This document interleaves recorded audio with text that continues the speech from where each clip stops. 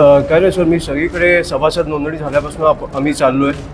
म्हणजे मुंबई झालं, नवी मुंबई झालं, पनवेल झालं, कल्याण डोंबिवली झालं, ठाणं झालं, नाशिक झालं, पुण्याला जायचं आहे, आता आम्ही नागपूरला आलो, संभाजीनगर झालं. सो मी सगळीकडे जाऊन लोकांचे प्रश्न जाणून घेतो आहे.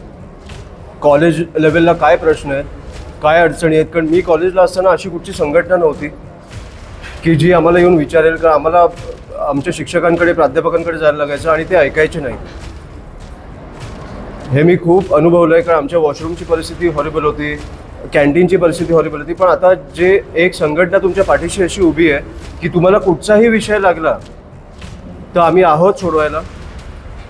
आणि हे 31 तारखेपर्यंत आपली सभासद नोंदणी संपते, पण आमचा संपर्क काही संपणार नाही आहे. आम्ही तुमच्या संपर्कात असणार आहोत. कधीही काय लागलं तरी आम्ही आहोत. सभासद झाला जरी किंवा नाही झाला तरी माझ्या डोक्यात फक्त बायकोच असते. सो मी कधी बाहेर आल्यावर असं कधीतरी असं वाटतं, होमसिक होतो मी, की मुलगा बायकोची आठवण येते. सो मला वाटलं की करून घेऊ. अनफॉर्च्युनेटली इकडे, फॉर्च्युनेटली अनफॉर्च्युनेटली मला माहीत नाही, पण कुठेही जातो आहे तिकडे म्हणजे सगळ्यांना फोटोज काढायचे आहे.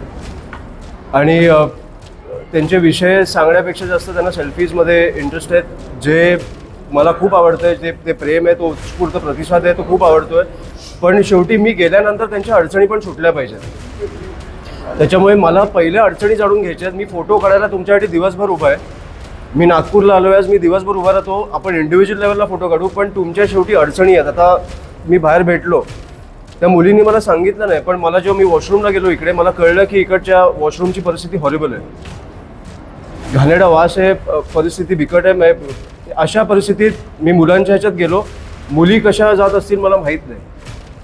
त्याच्यामुळे ह्या अडचणी जाणून घेण्यासाठी मी आलो आहे. आणि मला वाटतं की ह्याच्यावर पहिलं काम केलं पाहिजे. आपण फोटोज काढायला तर मी आहेच. नाही, मला असं भेटायला खूप आवडतं. म्हणून मी तुम्हाला सांगतो की ज्या लेवलला मी निघालो, मी महाराष्ट्रभर निघतो आहे, ज्या लेवलला प्रतिसाद आहे, असं प्रेम बघायला मी खरंच भारावून जातो कधी कधी. की अशी मुलं माझ्या पाठीवर बसत आहेत. मग तो रुद्र असेल किंवा कोणी असेल, मला हे खूप आवडतं. मुलींना भेटायला आवडतं, मुलांना भेटायला आवडतं.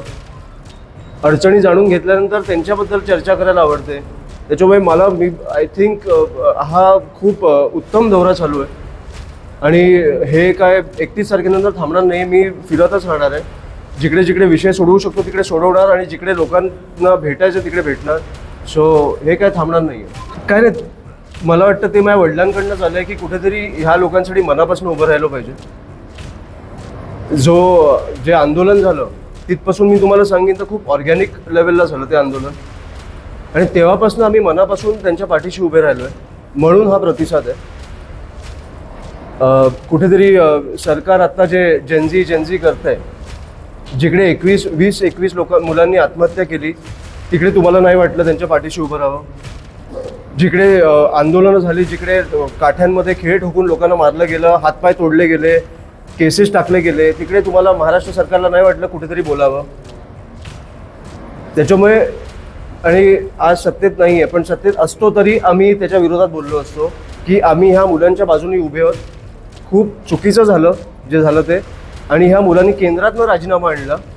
त्याच्यामुळे त्या मुलांनी आम्हाला लढायला शिकवलं. आज त्यांच्या नातवाला कुठे शिकवावं ना, हे अमित साटमनी नाही विचार करावा. आणि मला वाटतं अमित साटमनी हिंदीत भाषण केलं, म्हणजे ह्यांना मराठी लोकांची किती पडली हे आपल्याला कळतं. आज आपले परिवहन मंत्री जेव्हा येऊन समोर तुमच्या सांगतायत की मराठी शिकणं अनिवार्य आहे, तुम्ही शिकलंच पाहिजे, तिकडे मुख्यमंत्री साहेब येऊन बोलत आहेत की नाही शिकलं तरी आम्ही एक्सटेन्शन देऊ. किती 10 वर्षाचं देणार आहात का?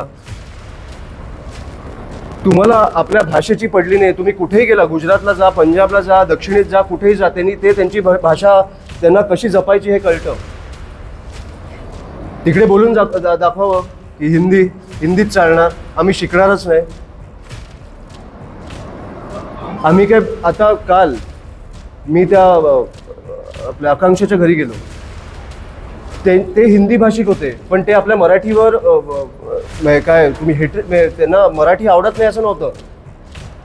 पण तिकडे ती परिस्थिती होती की मला हिंदीत बोलावं लागलं त्यांच्याशी. की मुलगी गेली आहे समोर तुमच्या, इकडे आम्ही भाषा नाही आणणार, पण तुम्ही आमच्या भाषेवर आलात तर आम्ही अंगावर येणार. हे तुम्हाला कळलं पाहिजे. आणि अमित साटमला भुंकायलाच ठेवलं आहे. त्याच्यामुळे त्यांनी त्याचं काम करावं, उत्तम करतोय तो. मला अशा लोकांच्यामुळे मी काय बोलू ह्या लोकांवर. तुम्हाला स्वतःच्या भाषेची पडली नाही, राज्याची पडली नाही आहे. अमित साटम तोच ना जो हसला मृत्यूवर, लोकांच्या मृत्यूवर जो माणूस हसतोय, तो माझा मुलगा कुठच्या शाळेत जाणार हा हे ठरवणार. लोकांवर झाड पडून पॉटहोलमध्ये जाऊन जो माणूस हसतोय तो ठरवणार माझा मुलगा कुठच्या शाळेत जायला पाहिजे. लोकांची कामं करा. नेता 29ला अवघड दिसतंय. नाही, तुम्हाला मी सांगतो ना, या सरकारला पडली नाही आहे. हे गाणी बिणी हे खूप सेकंडरी झालं आहे आपल्यासाठी. इकडे आता मी पुण्याचं तुम्हाला सांगतो, मांजरी गावात तुम्ही कालच मला विचारलं की आज विचारलं, मला वाटतं आदिवासी आपली बंधू भगिनी 14 दिवसापासून उपोषणाला बसलेत त्यांच्या वसतिगृहाला घेऊन. मी तिकडे भेटायला जाणार आहे त्यांना. आज मला कळण्यात आलं GR रद्द झाला. हे GR रद्द होणं इथपर्यंत आपण ठेवूया नको. कारण जे लोक मृत्यू पावलेत नीटमध्ये त्यांना 1 कोटी जाहीर केलेले, ते अजून आले नाही आहेत, जाहीर केलेले. त्याच्यामुळे GR रद्द झाल्या आणि लोकांचं समाधान झालं ह्याच्यात खूप मोठा फरक आहे. ते समाधान होईपर्यंत आम्ही काम करतो, हे GR रद्द होईपर्यंत काम करतो. मला वाटतं हे साहेबांकडे विषय आहे, ते बोलतील त्याच्यावर. साहेब हां, नाही,